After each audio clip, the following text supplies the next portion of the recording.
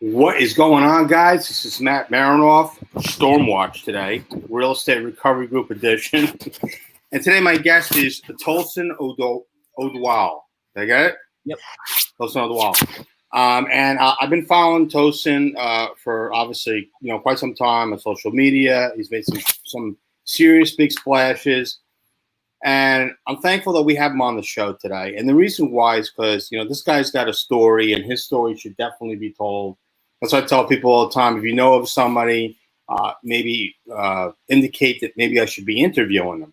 Let me tell you a little bit about this young fella.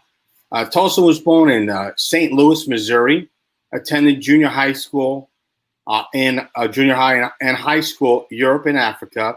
Upon his return to the States, Tosin attended college at Kean University, also worked running a number of family-owned nursing home businesses in the Midwest. 2009, he moved to New Jersey, expanded his growth in owning a consulting firm and focusing in finance. 2016, Tosin ventured into the hospitality industry, acquiring a sports bar in Manhattan on East Village, and a second one year later in Newark, in New Jersey, as a minority partner.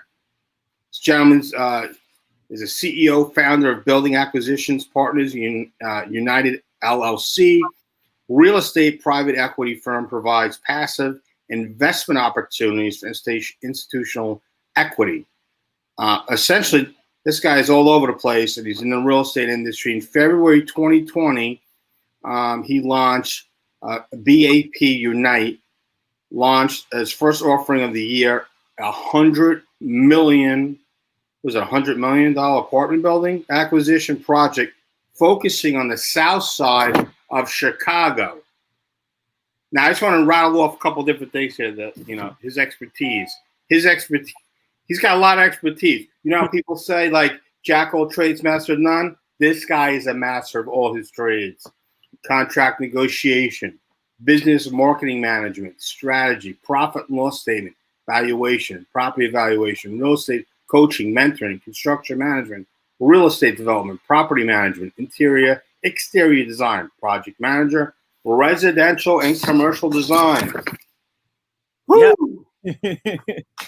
With all that said, Tosin, thank you so much for coming on today. I really appreciate it. Hey, thank you so much, man. I'm glad we could finally sit down and chat. Absolutely. Now, we've talked numerous times before. I like your strategy. I like your spunk. I like the fact that you're a go-getter. Now, when you started, I guess presenting yourself in the business world, how old were you when you started? Because you look like you're 20 years old, my guy. Well, I just turned 35, actually, July 25th. All right. Yeah, but I guess when I first kind of stepped out to say, hey, I'm Tosin, and I'm an entrepreneur, it was probably around like 24, 25. And when you first started out in the industry, were people taking you serious? No. That was one of the biggest hurdles I had to deal with, especially in New Jersey, because at that time I just looked so young. Right. I looked like a kid, and I started with the wholesaling strategy. So I was kind of already lumped into the boat of inexperienced people, and so, it was very tough. It was more of just trying to really build relationships and get people to know who I was as a person. And then also just being humble to let people know that, look, I don't know everything.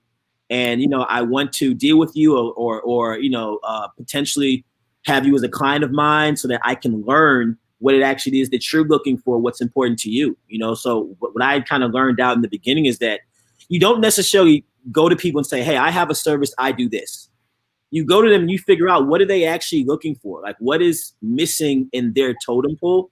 And then you try to like reverse engineer it and see if you can like bring that to them, because being a 25-year-old kid and you're, dealing with people that have been in real estate for 20, 30 years, there's not really much you can do for them that they don't know already or that they don't have a guy for.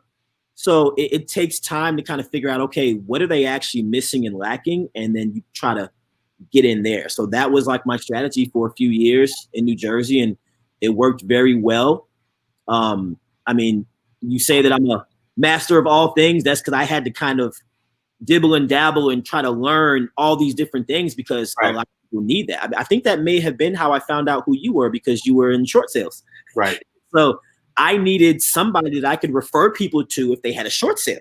Right. So if I ever heard somebody say, hey, they have a short sale, or they have a situation, I remember I used to, send you people here and there. Some of them were BSers. I'm not sure if a lot of them were serious, but you were somebody that I could say, hey, I have a guy. Like right. I got a guy. Yeah. I had a guy.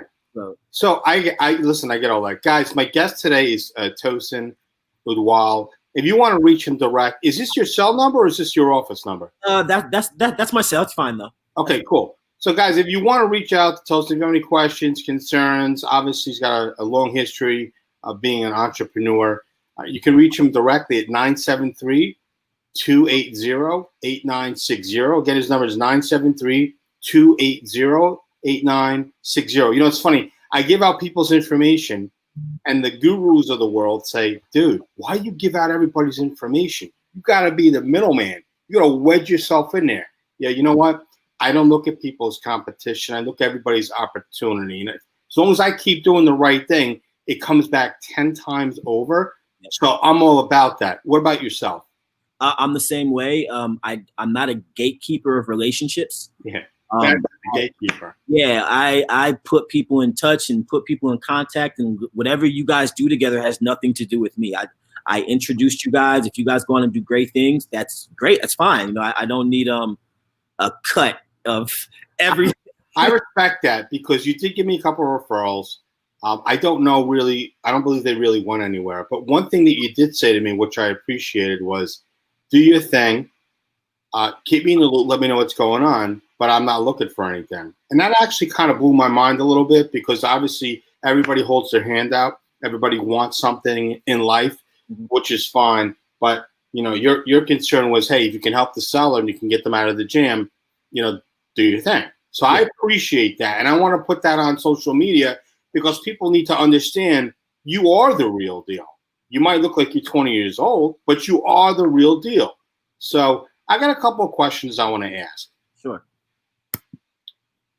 How'd you get started in the real estate industry?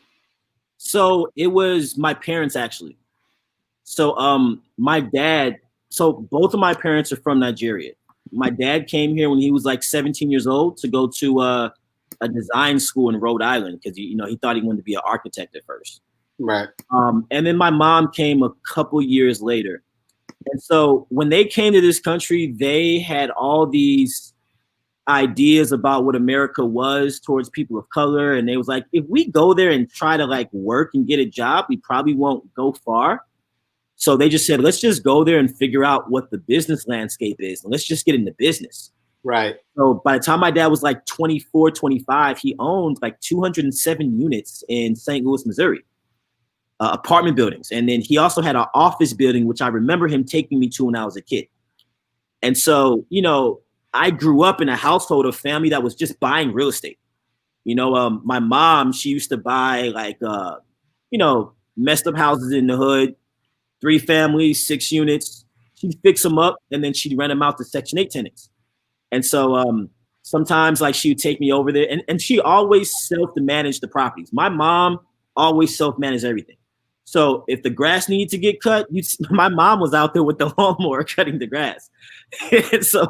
And so she would take me with her all the time. I didn't always want to go. I mean, I was a kid. I'd rather stay at home and play Mortal Kombat or whatever we used to do in the house at that time. But, I kind of just grew up just like seeing them, do real estate. My mom opened a clothing store one point in time. And so I didn't know that there was any other way to make money or to be successful or whatever you want to call it, other than to like start something on your own. And so that's kind of how I got into it. So when I was 11 years old and my mom started kind of being stingy with the money and, didn't want to buy me sneakers whenever I asked for them. And so I said, you know what? Cool. We have a rake in the backyard. I'm going to take this rake. I'm going to go to all the elderly people in the neighborhood. I know they can't rake their yard. They're 70 years old, 80 years old. Knock on the door. Hey, I'm Tosin, your neighbor. I'll rake your yard for $15. And so that was how I would get the money to buy a new bike or to buy sneakers, or if I wanted to go, get McDonald's and my mom didn't want to buy it for me because it was unhealthy, I would just go rake somebody's yard, cut somebody's. By the way, McDonald's, that's allegedly. Allegedly. So that was like 11, 12 years old, like when I kind of started learning how, like, okay, I can make my own money. I can generate this. This is something that anybody can do. Yeah. At that age, my way of doing it was raking yards, cutting grass, shoveling snow, and just, like those odd jobs that what 80-year-old person is going to turn away a cute 11-year-old kid coming to your house? So it was kind of like working that angle. Like, I know you're not going to say no. I'm cute. I'm 11. Did anybody ever say no? No. Mm-mm. Did they ever try to haggle with the price? Yes. Yeah. They did try to haggle. Because a lot of times I would start off at like the $20 range. Yeah. And they would always get me down to like 10 or 15. And I'm like, all right, fine. I'll take it, but yeah, I mean, that was kind of how I started kind of understanding how you can trade your services or your specialty, or if you have a trade, how you can trade that for a currency. And right. That was like around 11 years old. And, it was really from seeing my parents do the same thing, but in a more, adult career driven way. That's amazing. Let's get to the next question. What are you up to now? What project are you currently working on? Great. So I just launched a Regulation D real estate fund that's geared towards accredited investors. And so we have a $100 million offering to where I'm focusing on apartment complexes and apartment buildings in the south side of Chicago. And so I launched the fund last year, had to go through like having my SEC attorney just drop the PPM, the private memorandum. Yep. Yeah, so that took some time. And, I kind of did like a soft launch, just trying to find initial investors that would be willing to put the seed money in. I found a couple people to put 300,000 in, but my benchmark before I can deploy capital is 10 million. Mm-hmm. Still a little ways off from being able to deploy the capital. Yeah. And what makes a real estate fund different from like a syndication is that there's certain rules that you can't bend.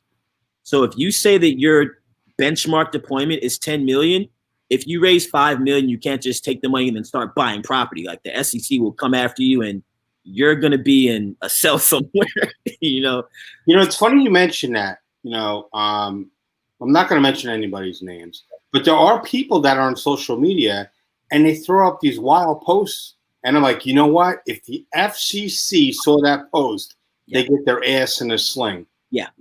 Why do you think people do stuff like that? Is it that they just don't know, or they just don't want to take the time and find out the education? I think it's both.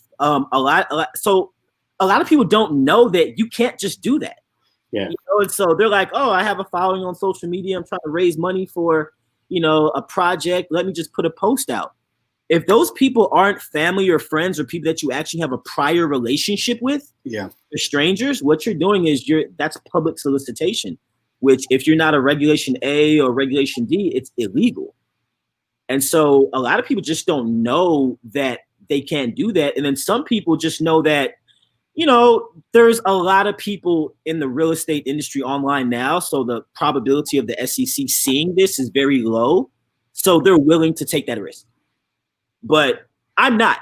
I've built the last 10, 12 years of trying to build my business, my brand, my reputation on integrity, that like taking a shortcut could damage and kill everything. Because if you get caught up in something, nobody's going to remember all the good you did. They're just going to remember, that's the lawyer that got arrested for XYZ, or that's the fund manager that got caught up for that. Yeah. And so I said, hey, you know what? Most of the people in this industry that are doing it at the level that I want to do it, of raising 100, 200, 300 million, they're 10, 15 years older than me. So I have time to do things the right way. Like I don't rush. I respect that. Yeah. I respect the hustle. All right. So that's the project you're working on right now. I don't know if you can remember this or not remember this. Thinking back, what was your best real estate deal that you ever did? Is there one deal that you can pinpoint down? There's one, and because I finally just sold it like 5 days ago. That was So it was a property I bought in Newark. I bought it for next to nothing, for pennies on the dollar. I bought it from the city, directly from the city, so they gave me a great deal on it. Over the years, I wanted to build like a multifamily property on it. The ground up construction is just something I never really had experience in. So I wasn't really getting a lot of traction on it. I was getting quotes from contractors that were like rip-off quotes. And it just became a money pit to where I could see that, people are taking advantage of my ignorance in ground up construction. Yeah. So I just held on to it, paid the property taxes, just made sure it was all good. Newark has appreciated significantly in the last 5 years. Mm-hmm. So I was able to sell it for 75 times more than what I bought it for. and it's currently the highest vacant land sale in Newark in history. There's never been land that size that has gone for that price. That's and so, great. You don't have to talk about the price, but how big a piece of property was it? It's a 25 by 100 square foot lot. It's the typical lot that you'll find in like a Jersey City or something. Right. But Newark, and it's literally about a mile away from downtown. So there's a lot going on downtown Newark, and so I was able to really just come out well, and taking those funds to go into the Chicago market and buy some multifamily in Chicago. So that I've never flipped a deal for that much or seen that type of. So this was a piece of land, vacant land, yep. And you were paying the taxes. How much were the taxes on the property here? The taxes were like $400, $500 a year. So a lot of times I would just pay like a year and a half, in advance, so I didn't have to like think of it every quarter. And it was really just paying the taxes, and I'd go over there every now and then, cut the grass, just make sure it wasn't being overgrown, so I didn't get any like fines or anything like that. Right. Just doing the basic maintenance. You went over. All the money you got, you went over there and cut the lawn yourself, just like your mom. I did that for my mom, man. Like, hey, if I can save $40, $50. Hey, go and cut the grass. People want to deal with people that they know are actually in the game. Yeah. Like I am hands-on where I need to be. Yeah. And I'm hands-off where I don't need to be. But I mean, every dollar is something that can be a dollar in my pocket. So if I don't have to spend $50 or $60 to have somebody cut this grass, and I'm in town, I can do it myself. Why not? It's yours, right? It's your property. Right.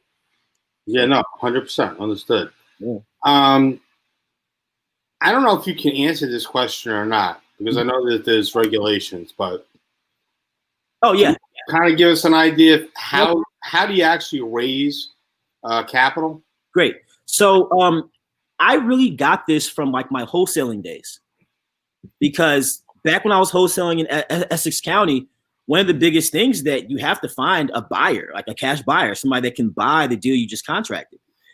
And so me not really knowing a lot of people that had like the hefty pockets, or not knowing people that want to invest in the areas where I got deals under contract, I had to find ways to like reach out to people at scale. So what I started doing is just going through like the tax records and looking for properties where people were like multi-million-dollar single-family homes where the owners had like at least $1 million or $2 million in equity in their homes. And so my reasoning for this is that if you've got $2 million in equity in the house where you live at, you're probably successful in whatever it is that you do, whether it's a doctor, lawyer, real estate, business owner, you're probably successful somewhere. So you may have some disposable cash to put $40,000 into this fund or $50,000 into this deal. Mm-hmm. So I would then skip trace their phone numbers or just send them direct mail. I'd handwrite letters saying, hey, my name is Tosin Oduwole. I help people find investment properties in this county. If you're interested, give me a call. And I would literally send that out to every single person that I could find that fit that category of having at least $1 million in equity in their home, not just waited for them to call me back. And I figured, hey, if you call me back, that means you're interested. That's a warm lead. If I never hear from you again, you saw the letter, you ripped it up, tossed it out, no harm, no foul. It cost me, 42 cents to mail that out anyway. So that is how would you send continuous letters to the same person or not? I didn't really. I know a lot of people did say that that's effective, but I guess that's where I was kind of a little bit fearful to say, hey, if I already spent the money to reach out to this person and they didn't reach back, let me just target a new list, and just try to get fresh eyes. I wanted people that were actually interested in what I was offering at that point in time. Mm-hmm. And so maybe I could have had a better, like even higher conversions if I would have did multiple letters. But you got to understand, I wasn't working with a budget. I was working with like, maybe I got $1,000 a month to send out direct mail. So I got to make sure I'm really trying to really just target whoever I can get the best response from. I want to ask you a question. And maybe I don't know if you can answer this or not, but let's say you have somebody, you have a client that you work with, and then they want you to mentor them, and then you tell them the price of what you would actually charge them to mentor them. What do they say to you about your pricing? In the beginning, it was like, "Who are you? I'm not paying you $5,000." Yeah. No, it wasn't $5,000 till now. Back in like 2015, 16, I was charging $600. And I'd walk you through the deal. So it wouldn't be like I just, give you phone calls, emails, and tell you that, hey, now go and figure it out, champ. Like I'd help you generate the leads. I'd go with you on the property walkthroughs and, put you in touch with like different contractors I knew that can give you quotes and stuff like that. So I'd really kind of just set up the environment for you to be able to get it done with like the least amount of guesswork. And so initially that $600 was hard to get. Like when nobody knows you, it doesn't matter if you could be an expert in the field, but if nobody knows your name, they're sitting here thinking, why should I give you $600?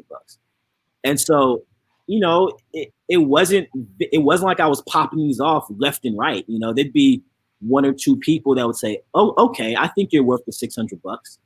And they would pay, we'd walk them through a deal. They made $5,000 or $15,000. And I'll say, look, I just need you to just make me a testimonial, just make a video. Talk about what it was like, how long it took, and that's all I need from you. And so after getting a few of those and I started putting them out, then I was able to go up to 1,000, got some more of those. And it's really just about following through on what you're making them pay for. So like I was only taking on like maybe 6 or 7 people a year at that time because I wanted to make sure that I could actually, have time to actually deal with you. If you have 30 people that have paid you $1,000, do you really think you're going to be able to give all of them quality mentorship? So I'd keep it small and I'd walk them through their deals and just ask them for a testimonial. And then it got up to the point where I could charge $5,000. And now it's not hard to get that. I actually kind of turn it down a lot just because my time is put so much more on like the fund. And I'm just at a space where like I don't need the 5,000 anymore. And so it's kind of more like, okay, if I feel that, I think you're going to do some great things and, I want to be a part of your story. So it's not even about like the 5,000. I want 10 years from now when you're this multi-millionaire that's killing it in real estate, that I'm part of the story that you're like, oh yeah. And Tosin was one of the people that like helped me along. Hold on. So if I want you to mentor me, you're going to do it for free? I would do you for free. Yeah, sure. Of course. Oh, you're all right, guy. You're all right. Of course, man. Well, let me ask you this question. I don't know if you can answer this or not. What do you want your legacy to be in your business? And it doesn't have to be real estate, but just in business itself. Just in general. Yeah. I want to be remembered as somebody who always like did the right thing. There's a lot of people in our industry that are successful and they're doing well, but they have stories here and there where somebody could say, oh no, I did a deal with him and he did some funny stuff. And so I just want to have that clean past to where like, it's clean, man. It's clean. People can say, hey, I tried to do a deal with Tosin. It didn't work out, but nothing crazy happened. We just split ways. Or I did a deal with Tosin. It was great. And, I made 20 grand or I made 15 and it was amazing. He's a good guy. Like I want that because like I've learned now that if you're doing this for money, you can do that. You don't have to be amazing. Like you can do that. So if I'm just looking to be able to take care of my family and, live a great life and, buy some toys here and there, I can do that on my own without having to have a whole bunch of people in my circle. So if I'm going to be this social media personality and I'm going to be putting myself out there, it's really to kind of just help people and try to guide some people. And yeah, if I feel that, I want to make you pay for something because I feel like maybe you're not as serious, then okay, fine. But if I feel that you're really going somewhere and you just need a little bit of help and nobody's taking the time to like put you on the right track, then yeah, I want to be a part of that story because That's what people remember. No, nobody's going to remember that Tosin and Matt made $10,000 on a wholesale deal in East Orange, New Jersey in 2015. Nobody's going to remember that 40 years from now. No. You saying, like, the person who made the 15 grand won't even talk about that. They're going to talk about the relationship. Right. And so that's kind of what is the most important for me now. Earlier, it was making some money because I was broke. I was living in Orange, New Jersey, in a 2-bedroom apartment with my girlfriend, struggling. But how are you broke? You came from a family that had money. Yeah. Your parents didn't want to give you anything to help you? They didn't give me cash. They didn't give me money. What they did was they gave me the freedom to do whatever I wanted to do with my life, and they wouldn't tell me don't do it. Okay. So, and the only thing they ever really wanted me to do was saying, just go get a degree. Any degree, we don't care what it is. Because African culture and the way they were raised in the 70s, if you didn't have a degree, you were nothing. So they come from that it's like, because at that time, if you didn't have a degree, entrepreneurship wasn't cool back then. So you had to go to a good school so that you can go to either America or Europe and get a great paying job. So no, they didn't give me capital. I mean, my mom did give me a lot of hands-on training by letting me help her run those nursing homes. So I learned about like payroll and employee retention and when to fire people, how to have that conversation, So they definitely gave me some guidance, but yeah, there was times I asked my dad, I'm like, hey man, like I need 50,000 so I can go try something. And he was, I got the name of your book. Have you written a book yet? Yeah, it's called The Wisdom to Grow Gold. I wrote that like 5 years ago. I'm writing the part 2 now, which should be out. It's a full length book now. It's a lot bigger and go into details. I'm writing a book, right? No. I didn't. I am writing a book. The name of the book is called #ShortSellSavage, The Untold Stories. Okay. Okay. And in one of those chapters, I actually reference how people looked at me as being, stupid, not motivated. And they looked upon being an entrepreneur as somebody who's just lazy. Yeah. Wow. So it's funny that you mentioned the way you do it with the entrepreneurship. No, what I'm saying to you is I think that you should take a picture of a rake and put it on a highway. How I raked my way to success. Boom! Okay. What do I owe you for that? That's dope. That's dope. That's dope. How I raked my way to success. Oh, man. Okay. Because what's stuck with me, what's going to stick with me, and what's probably going to stick with the people that are going to listen to this, these lives are actually going to be broken down into podcasts.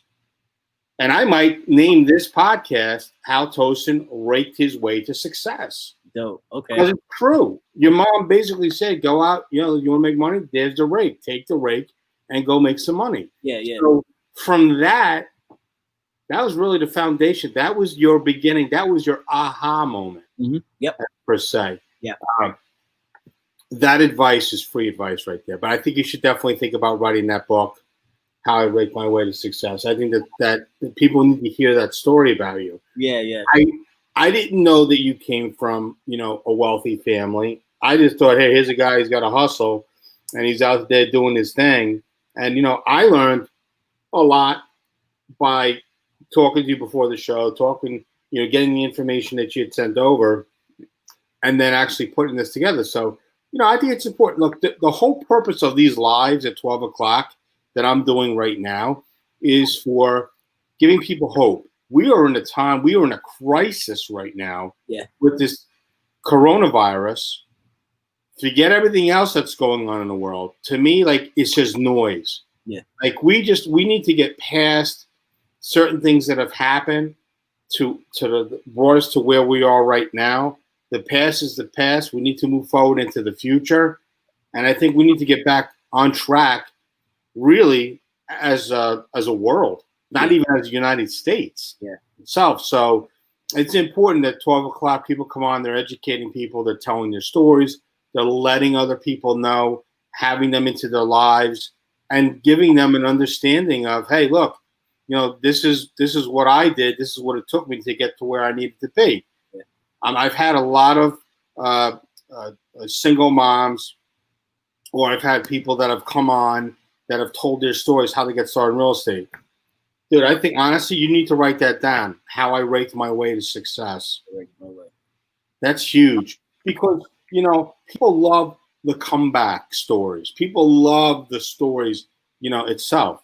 So I think it's important that people understand that.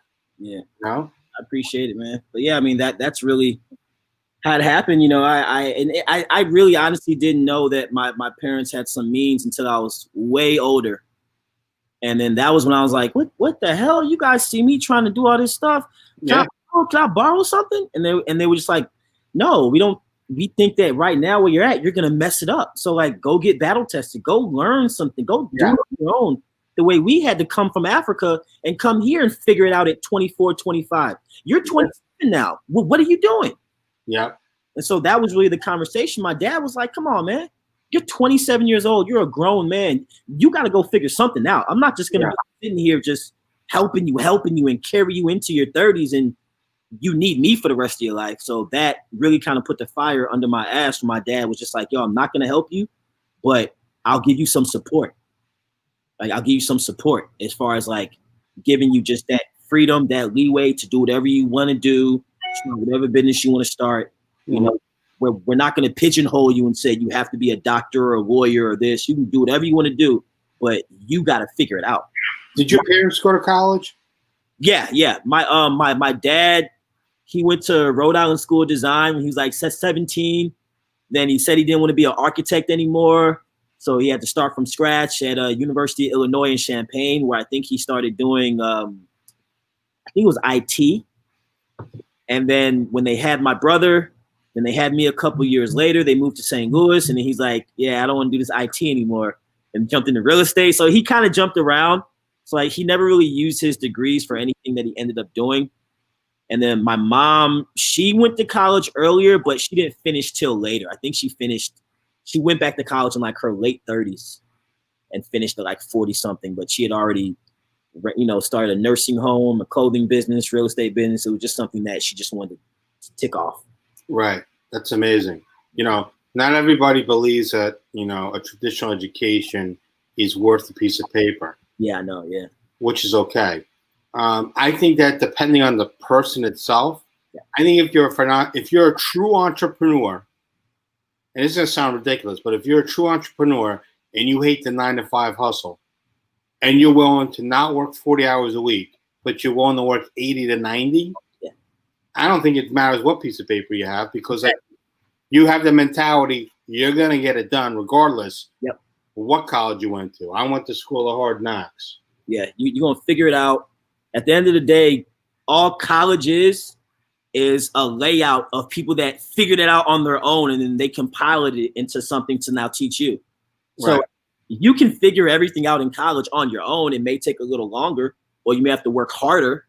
But I mean, if a 9-to-5 is not for you, which it wasn't for me, I worked a lot of jobs, man. I got fired from every single one of them except the one where I was working for my mom. My mom's the only is the only boss I've ever had that never fired me. Why'd you get fired? So, I mean, after 3 or 4 months of working at a job, I'd start to feel like I was just being like confined, and you're doing this. I worked at Banana Republic. I worked at Antair Loft. I worked at Starbucks. At Starbucks, I was just disrespected as a barista so much from my managers. I actually just walked out on that when I didn't get fired from that. I just quit. Why do you think they were disrespectful to you? Well, I don't think it was a personal thing. I think in the 9-to-5 construct, people that are supervisors and managers, there's like an inherent built-in superiority that they feel is like, hey, I'm the manager. We're going to do it my way, even if it's the most unproductive way. And then, they're not always, kind with the way they speak to people. I say, look, if you're trying to get somebody to do something when you tell them, you want to make them love you. And they're just going to do it because they don't want to let you down. But if you're always trying to crack the whip on somebody, if they do it, they're going to do it with resentment. They're going to do it slower. And at some point in time, they're just going to be like, yo, F you, I'm out of here. Right. So it was just situations like that where and then again, I I was young. I was 22, 23. I looked like I was 18 at that time. Everybody has always looked at me like, yo, that guy's just a kid, man. He's a kid. What does he know? Like, yo, get him the hell out of here. And so I kind of dealt with that to where people didn't really start looking at me as an adult until I was like 30. It was so I've always dealt with just being undermined, being talked to crazy. You know, kind of just had to learn how to kind of, you know, maneuver through that space. Guys, my guest today is Tosin Oduwole. Yep. If you want to reach out to Tosin directly, his number is 973-280-8960. Again, his direct number. You could call him. You can text him. Don't text him after 10 o'clock at night. Definitely shady. Any crazy pictures. He might like that, but maybe his significant other would not. Number is 973-280-8960. So what's next for you? What are your plans? Well, so right now, just kind of focusing on the fund in Chicago, and just away from business, I'm really looking to start a family. You know, I think that's the stage in my life I want to be at now, and, you know, getting married, having some children, and kind of just making that next chapter of my life about just raising up my kids and my family in a loving, healthy, stable household, to where, you know, I don't have to be gone 10, 12 hours of the day, to where I can actually just be with my family and just go through that stage. And so, yeah, that's really where I'm at right now. You know, the money grab, the money chase, it was fun. But, you know, as I got older, it just became less enticing. You know, I still want to be super wealthy and all that stuff, but it kind of takes a back seat to just having family around. And so I guess that's kind of became important to me as I've gotten older. And, you know, the relationship I have with my mom and my dad now is a different relationship than what I had with them when I was a kid in my 20s. Right. Just seeing how we evolve, how relationships evolve as we get older, you start to kind of respect things a bit more. And I kind of just respect them and value them more now, being that in hindsight, I know what they were doing all these years when I thought they were just, you know, making me the black sheep of the family and not wanting to help me. It's like now they were trying to build character and hustle. They were trying to build it so that I could stand on my own feet and not need anybody. And right. So I just look at them way differently now, because it was like, you guys stuck to your guns all these years to make sure that I got the message, you know? And so I want to be able to do the same thing for my own family when it's time for me to do that. So that's kind of what's on my list of priorities now. What would you say to anybody who would recognize you now versus having one of those jobs that where you got fired or you walked out on? What would you, if somebody was to come up to you now and try to be friends with you or friendly with you and say, oh my God, I can't believe it. How are you? I didn't believe in you, but it looks like you're successful. What would you say to somebody like that? It literally happens all the time. I used to work for a catering company in Jersey City, and one of our main clients was a company called Palantir in New York. They do like CIA contracts for like technology and stuff. And we used to deliver food to their whole company, breakfast, lunch, and dinner. And the head chef in Palantir at that time, he used to think I was some loser. He used to talk to me crazy. He's like, yo, you're always on your phone making videos for YouTube. He's like, yo, come in here and bring the eggs in here and get the grits in here and stuff. And then later when I stopped working there and I bought a bar in Manhattan, he actually came to ask me for a job. And he came into the bar and he said, now I know what you were doing all that time. You were building a brand. And he came to ask me for a job. And I was very polite with it. And I was like, hey, man, you know, I appreciate you realizing where I'm at now, but we don't really need any more chefs at the moment. Yeah. So I kind of just politely just tell them to go fuck themselves in a very, you know, polite way. You know, it's like, get out of here, man. You used to be, you know, the person that was the thorn in my side. Now, because you see the fruits of the labor, now you want to come around as if we were friends. Like, no, man, get out of here. Yeah. You know, I respect that. I respect that. You know, it's funny. One of the teachers, you know, there were teachers that were nice to me, but then there was teachers that were not so nice to me. Yeah. But I do remember one teacher, and I actually ran into him a couple months ago. He said, his words, you were a very complicated young man. Hey. But I knew you were going to be okay in life. And I respect that. And he was always kind to me, this teacher. So I'm always going to remember that. Yeah. Actually, I saw him at a restaurant. I paid for his bill. He was shocked. But hey, you know what? It is what it is. Yeah, you know, I respect that. And I respect what he tried to do for me when I was a student. I also remember one of the superintendents that was very kind to me. And it's strange because, you look back at it, and I talk about from the education side, the education system failed me as a person because they didn't know how to teach to an entrepreneur. Yeah. And that's important. And I know that they're talking about, strategizing, and I know that they offer these classes for students. I mean, I talk to my kid, I'm like, hey, are they covering about how to write a check? And at first, he was like, what's that? And my little one's like, what's a check? It's so weird. Like, things get lost. Like, I don't even know if I don't think they even teach script anymore in school. You mean like cursive writing? Yeah, cursive, yep. No, I don't think so either. I don't think they teach that anymore. So that's how you sign a check. Yeah. What are you going to do? You're going to put a little emoji sign on it? Yeah, right. LOL. So there's a lot of things that I think that are getting lost in translation. And quite honestly, these phones, although they're smartphones, they've really made, at least for me, stupid. And I could say, because I mean it. Yeah. Maybe I remember 3 people's phone numbers. I don't remember anybody's phone number. When I was growing up in the 90s, you had to remember everybody's number. Yeah. So now it's like, yeah. If you get in a jam now and you need to call somebody and your phone's dead, you're screwed. You're screwed. Because nobody remembers anymore. The only thing that I have, thank God, is I have a toll-free number. And if God forbid I got into a jam, I could call it. And then, one of my team members would get it. So I know I'll be able to. But that's one of the 3 numbers that I remember. Yeah. That's it. But hey, man, I appreciate you coming on today. I appreciate you chatting with me and telling people a little bit about your story. You have any parting words you'd like to give somebody who's young, starting out, or older, and wanting to start over again? Of course, man. I mean, I know if there's anybody on your live, these are going to be people that are go-getters or that are trying to achieve something and build something. Yeah. So all I would say is that, I always look at life that if nobody's going to help me do something, how am I going to find it out? So if I have to, go on Google a million times, if I have to, ask for help, if I have to ask somebody, will you help me? Will you give me some guidance or advice? And at the risk of them saying no, never ever stop with the journey of just seeking the information. And it's all about volume.